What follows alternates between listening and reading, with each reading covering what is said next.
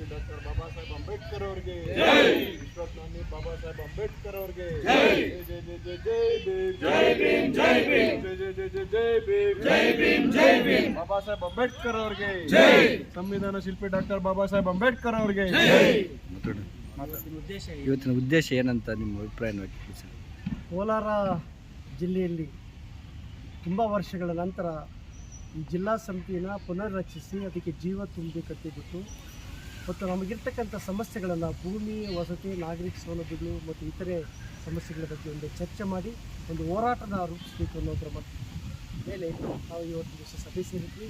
ಎಲ್ಲ ಜಿಲ್ಲೆಯ ಎಲ್ಲ ಪದಾಧಿಕಾರಿಗಳು ಮತ್ತು ನಾಯಕರು ಎಲ್ಲ ತಾಲೂಕುಗಳಿಗೆ ಬಂದಿದ್ದಾರೆ.